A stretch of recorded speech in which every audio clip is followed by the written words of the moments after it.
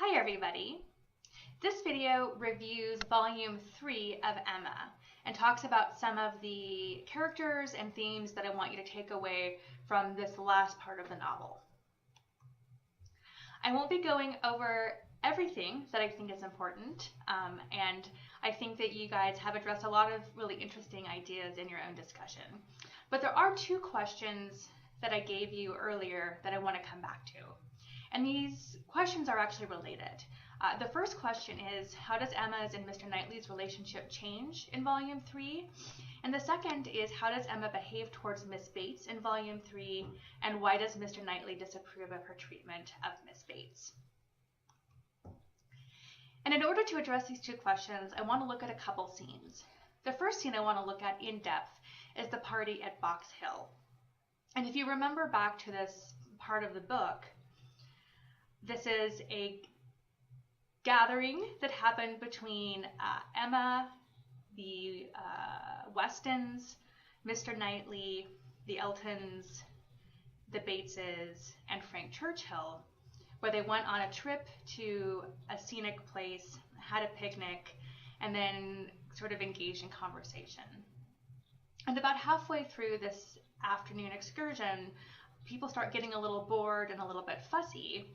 And Frank Churchill, to try to liven things up and pick up conversation, asked everybody to say one thing that's extraordinarily clever. In fact, he frames it in terms of Emma commanding everybody to say something that's clever. And this already immediately causes some conflict among the group. Mrs. Elton doesn't like the idea of Emma commanding anybody to do anything. And Miss Bates is taken aback because she feels pressured to say something clever, and she doesn't think she's very clever. And so Frank modifies the request, and I'm going to read the scene to you. He says, "Here are 7 of you, besides myself, and Miss Woodhouse only demands from each of you either one thing very clever, be it prose or verse, original or repeated, or 2 things moderately clever, or 3 things very dull indeed." And she engages to laugh heartily at all of them. "Oh, very well," exclaimed Miss Bates. "Then I shall not be uneasy. 3 things very dull indeed. That will just do for me, you know. I can be sure to say 3 dull things as soon as I ever open my mouth, shan't I?" Looking around with the most good-humored dependence on everybody's assent. "Do you not all think I shall?" Emma could not resist. "Ah, ma'am, but there may be but one difficulty. Pardon me, but you will be limited as to number, only 3 at once." Miss Bates, deceived by the mock ceremony of her manner, did not immediately catch her meaning, but when it burst on her, it could not anger, though a slight blush showed that it could pain her. "Ah, well, to be sure. Yes, I see what she means," turning to Mr. Knightley, "and I will try to hold my tongue. I must make myself very disagreeable, or she would not have said such a thing to such an old friend." So what we see happening in this scene is Emma sort of losing her patience with Miss Bates, whom she finds to be kind of an annoying character, and essentially making fun of her to her face. So insinuating that Miss Bates would have difficulty limiting herself to only saying 3 boring and interesting things, which basically means that everything she says is boring and uninteresting, and that she says them all the time. Miss Bates, who is not the most self-aware character, it takes her a few minutes to figure out what Emma's saying and what Emma's insinuating, in part because of Emma's manner. If you look at this passage in front of us, she's deceived by the mock ceremony, and by that she means by Emma's sort of exaggerated politeness. But the very fact of the exaggerated politeness sort of undermines that and makes it all the more insulting. Instead of getting angry, though, she just basically sort of takes it to heart and assumes that Emma has been putting up with her against her, what she wants to do for her whole life, and is essentially really hurt by it, right? We see that slight blush, And then we see her sort of stuttering, and then her telling Mr. Knightley that she must make herself very disagreeable, or she would not have said such a thing to an old friend. So she's hurt by this, and sort of deeply wounded by this event. So the next scene I want to look at happens just a little bit later during the same trip. And after this conversation has happened and everyone is getting ready to go home, Mr. Knightley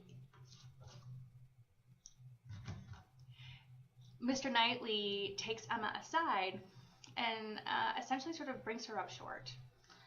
So I'll go ahead and read the passage. While waiting for the carriage, she found Mr. Knightley by her side. He looked around as if to see that no one were near, and then he said, "Emma, I must once more speak to you as I have been used to do. A privilege, rather endured than allowed, perhaps, but I must still use it. I cannot see you acting wrong without a remonstrance. How could you be so unfeeling to Miss Bates? How could you be so insolent in your wit to a woman of her character, age, and situation? Emma, I had not thought it possible." Emma recollected, blushed, was sorry, but tried to laugh it off. "Nay, how could I help saying what I did? No one could have helped it. It was not so very bad. I dare say she did not understand me." And I'll keep going. "I assure you she did. She felt your full meaning. She has talked of it since. I wish you could have heard how she talked of it, with what candor and generosity. I wish you could have heard her honoring your forbearance and being able to pay her such attentions as she was forever receiving from her and yourself and her father, when her society must have been so irksome." "Oh," cried Emma, "I know there is not a better creature in the world, but you must allow that what is good and what is ridiculous are much unfortunately blended in her." "They are blended," said he, "I acknowledge, and were she prosperous, I could allow much for the occasional prevalence of the ridiculous over the good. Were she a woman of fortune, I would leave every harmless absurdity to take its chance. I would not quarrel with you for any liberties of manner. Were she your equal in situation. But, Emma, consider how far this is from being the case. She is poor, she has sunk from the comfort she was born to, and if she lived to old age, she must probably sink more. Her situation should secure your compassion. It was badly done indeed. You, whom she had known from an infant, whom she had seen grow up from a period when her notice was an honor, to have you now in thoughtless spirits and the pride of the moment laugh at her, humble her, before her niece too, and before others, many of whom, certainly some, and he's talking about Mrs. Elton there, would be entirely guided by your treatment of her. This is not pleasant to you, Emma, and this is very far from pleasant to me, but I will tell you truths while I can, satisfied with proving myself your friend by very faithful counsel, and trusting that you will some time or another do me greater justice than you can now." So I know this is a sort of long speech that I've read to you, but taken as a whole, what Mr. Knightley is essentially saying here is, first of all, he can't believe that Emma would do something that she knows would wound and hurt Miss Bates without sort of thinking about it and thinking about the consequences. And he basically makes it clear that, you know, what she has done is wrong. In fact, right, he tells her it was badly done. And the reason for this, he explains, isn't necessarily that Miss Bates doesn't have some ridiculous elements, but it's that Miss Bates is in a very vulnerable position. She's socially vulnerable.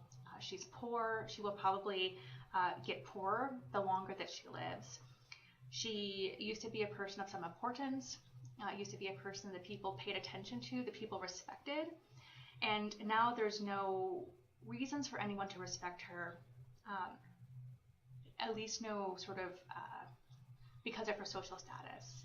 Now she's at the mercy of her friends for invitations, for a lot of comforts, and for essentially being treated well, right? She has no social standing, so people have to treat her well because they love her and care about her and respect her, not because she has any social power. And Mr. Knightley is very aware of this.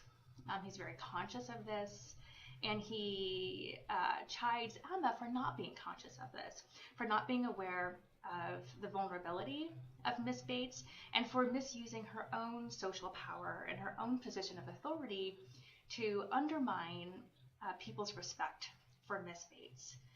Points out that a lot of people will be guided by the way that she treats Miss Bates. So if she sort of disrespects Miss Bates, then other people may follow. And then in addition to that, also points out the extent to which she sort of hurt Miss Bates, and that Miss Bates, rather than being angry with her, has essentially sort of assumed that she deserved it, and has, been sort of very patient with Emma. So, and now I want to take a look at Emma's reaction. And this is the narrator's words, but I'll go ahead and read it. She was vexed beyond what she could have expressed, almost beyond what she could conceal. Never had she felt so agitated, mortified, grieved at any circumstance in her life. She was most forcefully struck. The truth of his representation there was no denying. She felt it in her heart. How could she have been so brutal, so cruel to Miss Bates? And how could she have exposed herself to such ill opinion in anybody she valued? And how could she suffer him to leave her without saying one word of gratitude, of concurrence, of common kindness? So if you think back to the last scene I just read, Mr. Knightley, in telling Emma this, kind of assumes that she'll take it badly. He says that it's not pleasant for him, and it's not pleasant for her, and he assumes that she's not going to take it seriously, but she hopes that in time he'll look back and realize that he was right. And in this moment, Emma actually is better than that, right? As soon as Mr. Knightley sort of critiques her and sort of lays out the reasons why he believes she was wrong, Emma sees it. She realizes that she was wrong. She's mortified. She's embarrassed. She realizes that she was in the wrong. And she feels that. The narrator tells us she feels it in her heart.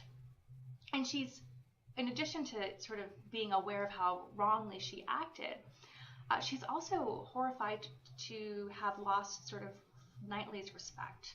In this moment, we sort of see the sign that, Mr. Knightley is probably the one person in the world who she most respects, and whose opinion she sees as an accurate representation of sort of what good character is.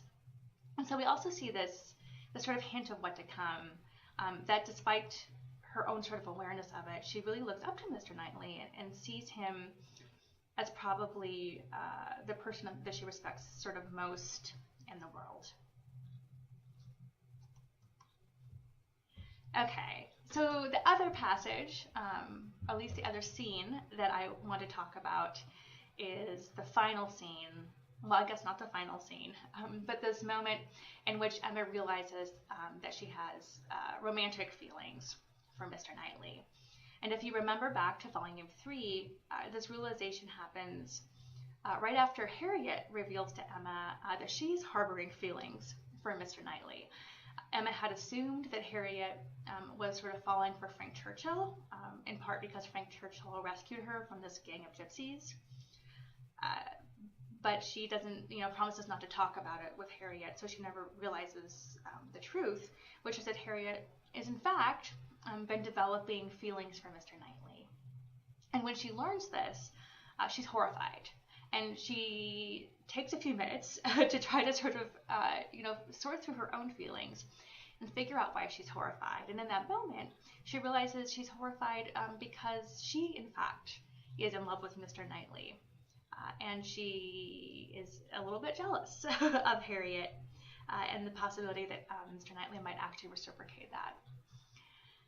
So I'm going to read this passage that, again, the narrator gives us, that sort of gives an overview of what's going through Emma's mind in this moment, right after she learns from Harriet that Harriet is, in fact, developing feelings for Mr. Knightley. Emma's eyes were instantly withdrawn, and she sat silently, meditating, in a fixed attitude for a few minutes. A few minutes were sufficient for making her acquainted with her own heart. A mind like hers, once opening to suspicion, made rapid progress. She was touched, she admitted, and she acknowledged the whole truth. Why was it so much worse that Harriet should be in love with Mr. Knightley than with Frank Churchill? What was the evil so dreadfully increased by Harriet's having some hope of a return? It darted through her with the speed of an arrow that Mr. Knightley must marry no one but herself. Her own conduct, as well as her own heart, was before her in the same few minutes. She saw it all with a clearness which had never blessed her before. So this is Emma's moment essentially of epiphany. As several of you have noted in discussion, up until this point in the novel, Emma takes a lot of pride in her ability to read other people's feelings, and she believes that she has a handle on her own feelings, but she really doesn't. She is constantly misinterpreting other people's feelings, other people's thoughts, and she's actually not very good at interpreting her own feelings and her own thoughts. But in this moment, and the narrator compares it to the speed of an arrow, she realizes that she, in fact, is in love with Mr. Knightley. And the narrator tells us that she sees it with a clearness that had never blessed her before. And this indicates that Emma finally has reached some sort of level of self-awareness, not only about her own faults, which we saw in that sort of previous passage I talked about at Box Hill, but also self-awareness of her own feelings. And for Emma, this is sort of this moment of transformation, where once again she realizes that she's maybe not as clever or as good at reading people as she thought she was, and in fact hasn't been very good at even sort of reading herself. And because of that inability to read herself, she may in fact lose Mr. Knightley, because she hasn't been aware of how she's felt. She's sort of kept him at a distance and may actually lose him to Harriet Smith or to some other woman. All right, so with that, I will leave you. I hope that you've enjoyed Emma. And as we turn towards some film adaptations of Emma, I encourage you to keep an eye out for these scenes, like the scene at Box Hill, and also this scene when Emma sort of realizes what she really feels towards Mr. Knightley, and pay attention to how the various filmmakers represent those moments, or how they adapt them for new places and new times. And if you have any questions, feel free to send me an email.